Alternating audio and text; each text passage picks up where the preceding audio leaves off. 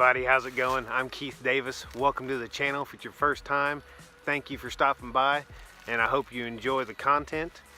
Had a few questions asked to me today from some friends, and I figured I would share those with you and some of the knowledge I've gained over my 9 months on this ketogenic journey so far.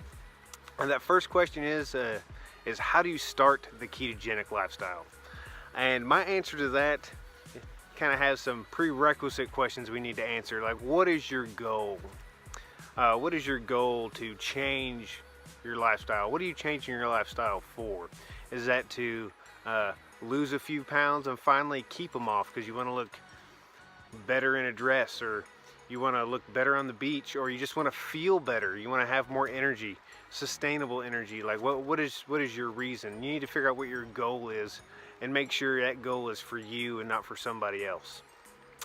And then the second thing is to realize we need to make a lifestyle change, because we've all done it before. We've ridden the roller coaster. I've ridden the roller coaster of losing 30 pounds here and gaining 32 pounds back, or losing 10 pounds and gaining 15 pounds, or having to do it every year because the holidays come around and then we got to try to get ready for spring and summer again. We've all dealt with those battles.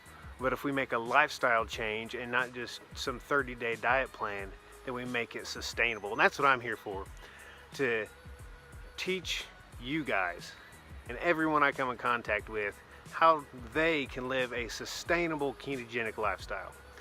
And that doesn't mean being strict all the time. There are seasons where we need to be strict, and there are seasons where we don't need to be strict, and we need to relax, because this is a lifestyle change. It's not a sprint, it's a marathon. So the first thing we need to do to prepare yourself for a ketogenic lifestyle is to just cut out carbs.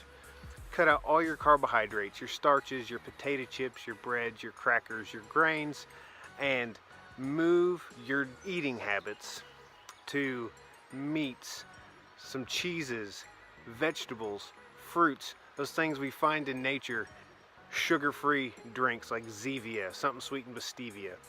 And just cut out all your carbohydrates first, all your sugars, those things that spike your insulin.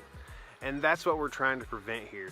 We're trying to prevent your body from spiking insulin, which happens when you eat carbohydrates, starches, and sugars. Your body releases insulin, so you burn that sugar first, and it puts your body into storage mode to store fat.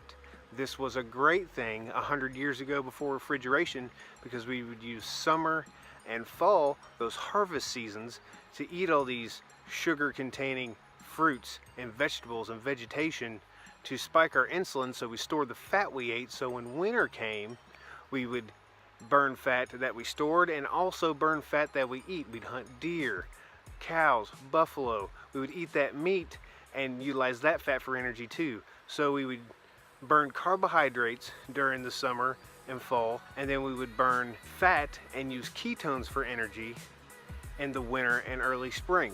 So what we're doing is we are putting ourselves into that ketogenic state where times are lean, we don't have those sugar and carbohydrates that spike our insulin, so we don't need to be in storage mode. And a lot of us don't need to be in storage mode either. I still don't need to be in storage mode. So what we're doing is we're cutting out all these carbohydrates and all these sugars. But to make any lifestyle change at all, we need to remove all the stressors. So with this, we're cutting out bread and carbohydrates and sugars, those things that we've lived on forever. So what we need to do is make that our only stressor. If you're hungry, eat. Don't worry about cutting calories. Don't worry about ketogenic macros at this point. Just worry about cutting your carbohydrates, getting those sugars down, getting your total daily carbohydrates less than 50 grams. And if you're doing that, you're already winning. And you'll start losing weight within the first couple weeks. And once you cut out all your sugars, most people will. But by cutting out all these carbs, you are priming yourself. You're priming yourself for success. So then, once we've gotten comfortable, we can move in to the ketogenic macros, making sure we eat 75% or greater fat. That's our calories coming from fat. 20% or less of our calories coming from proteins that we eat, and some of those proteins contain our fats. And then 5% or less, not to exceed 50 grams of carbohydrates a day. And those are the ketogenic macros that have been studied that promote ketosis and burning fat. Some people need a little bit more protein, a little bit less fat. Some people need a little bit more fat, a little bit less protein. Everybody's different. This is a great place to start, and this is where I start people on the ketogenic diet. The second question that I've gotten asked today, and I normally get asked when I'm teaching somebody about the ketogenic diet for the first time, is how is the ketogenic diet different than the Atkins diet that everyone was doing in the 90s? Well, the ketogenic diet is a high-fat, moderate protein, low-carb diet, where Atkins is just a low-carb diet. So with that, we have a tendency still having the 70s to 90s mindset of fat causes you to be fat, which it doesn't. It's carbohydrates and sugars that cause us to be fat. We tend to eat too much protein on the Atkins diet. We don't moderate our protein. And what happens when we eat too much protein in your body is your liver will actually use more energy and break down that excess protein into glucose. It's a process called glucogenesis. Now, this does not happen instantaneously. It's not a phenomenon like if you eat a little bit too much protein one day on the ketogenic diet, your liver's gonna just turn on you and turn it into sugar, spike your insulin, and you're out of ketosis. No, that's not how it works. But if you continuously eat excessive amounts of protein on a daily basis, from what I found, 35% of your total calories coming from protein every day, you're setting yourself up for your liver to start breaking that protein down into glucose and spiking your insulin and kicking you out of ketosis. And that's what's happening on the Atkins diet. Yes, everyone loses a bunch of weight initially because they cut all their carbohydrates, but what they do is they are still spiking their insulin because they're eating so much protein and their liver is producing glucose. That's how the ketogenic diet is different than the Atkins diet, because we are controlling that protein and preventing glucogenesis. With that, and talking about food and eating, it is about 4 o'clock. My fast was over an hour ago, and I have not had my first meal of the day, which means I'm gonna have to get my first meal on the road, and I'm gonna take you guys with me to show you how to do some drive-through keto. Let's go.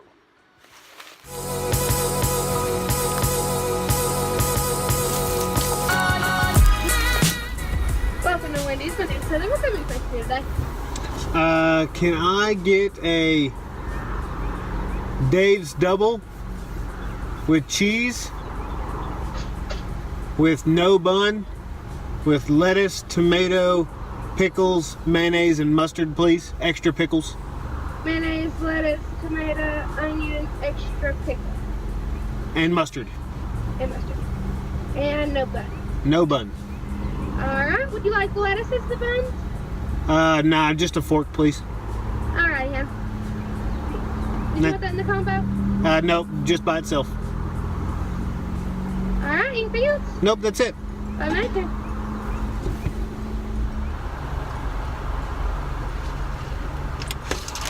There you go. Thank you much. Thank you. Yeah, we gotta. All right.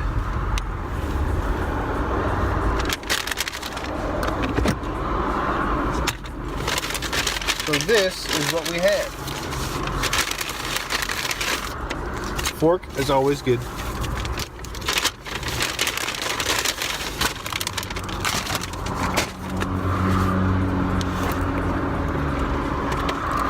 So we pull over, it takes about 3 or 4 minutes to eat this, and we get back on the road.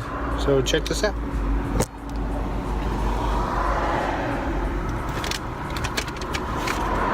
Sun is bright.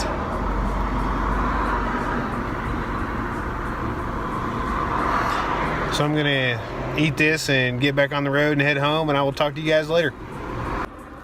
And in addition to, before the question is asked, down in the comments, but Keith, you keep talking about we need to eat as clean as possible. And that is true, we do need to eat as clean as possible. However, I have a wife and 3 kids and a full-time job. Like a lot of you, we're busy.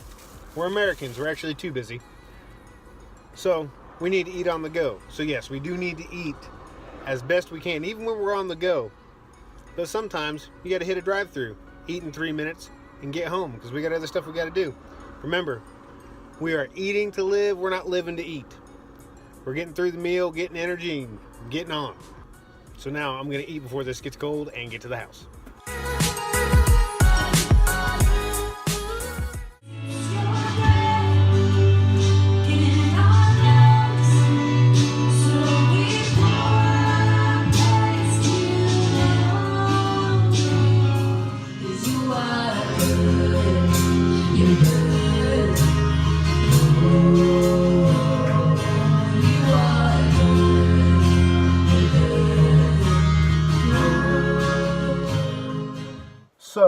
as you can see, I am back in my car, or still in my car as I should say.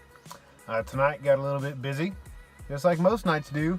I forgot that I got to run sound tonight for rehearsal for middle school for Sunday.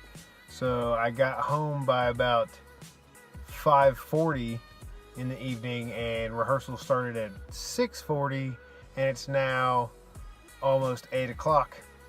So it was a very busy evening like it normally is, and ate dinner real quick. I had eggs and avocado and a bulletproof coffee with butter and MCT oil in it, and a keto brick bomb, which I make, which I learned how to make from Robert Sykes' Keto Savage. The recipe video will be linked below. It is, I make a big batch with 2 keto bricks, which is 1,000 calorie keto meal replacement bar, which is delicious on its own, but I melt them down with 1 pint of heavy whipping cream with some monk fruit sweetener and stevia, and then fill up muffin tin cups and set them up in the refrigerator, and they actually have the same consistency as cheesecake and taste like a mocha or chocolate cheesecake, and they are delicious. So that'll be linked below. That'll help curb your sweet tooth if you're one of those people that has a sweet tooth on the ketogenic diet. I don't have one in particular. However, every once in a while I like to sit down in the evening and have a cup of coffee and a mini cheesecake keto brick bomb. They're delicious. So macros for today ended up pretty perfect. 5% carbs, 20% protein, and 75% fat. My calories were a little under 1,800, so my calories were kind of low. I don't think I'll eat anything else tonight, but I may. My normal calories are 2,100 calories per day, 2,100 to 2,400 calories. So having them low, like at 1,700 to 1,800 like they were tonight, isn't bad. It just gives you more of an opportunity to burn more of your fat stores while intermittent fasting or just during the day. However, you need to be careful that you don't bring your calories too low. One, we're not starving ourselves. We don't have to on the ketogenic diet. We're already burning fat for fuel. However, if you do have your calories too low, even though you're burning fat for fuel, your body is smart. It is a very intelligent machine. It will actually put itself into storage mode, so then you will start storing fat and calories due to your body not knowing if it's going to get another meal again. So we have to be careful. That's a balancing act. It's one, we're balancing our macros, and two, we are balancing our caloric intake. You don't want it too high where we're just burning the fuel we eat, even though we're not storing anything. Yeah, we're not going to gain weight, but we're also not going to lose it. But we also don't want to have too few calories. We don't want to be starving ourselves, so when we start eating again, we store it, even though we're eating keto-friendly foods. And with that, one thing I haven't told you guys, a main tool for me for when I get into the ketogenic diet, or once people transition into the ketogenic diet from a low-carb diet, is the MyFitnessPal app. That's what I utilize to track my macros and log my food to ensure that I'm not getting too much protein and I'm getting enough fats in for the day and keeping my carbs where they need to be. I go into the settings portions of the app, into goals, and go to calorie goals, and I set my carbs at 5%, my protein at 20%, and my fats at 75%, and save it. And then I have it calculate my calories that I need to lose half a pound a week. That's it. That's all you need to do. Set it to half a pound a week, and either slightly active or active. I'd be careful with active. You can go active even if you are active, but I've seen it put people's calories intakes really high. Like some people I've seen have 3,600 calories a day. Now, yes, they do weigh like 275 pounds, but we just got to be careful with that. So lightly active is normally pretty accurate. But just like anything, all of our bodies are different and everyone is unique. You may need to tweak that as you need to. Protein up, protein down, fat up a little bit, fat down a little bit, and your calories. You can set those to whatever you want them to be. But once again, we got to be careful that we're not starving ourselves. And one thing you will notice on the ketogenic diet, once you've done it for a few weeks, is that those hunger pains you're used to feeling at normal times during the day, they start to go away. Your body there's no transition where your body's hungry. You start burning fuel. You start burning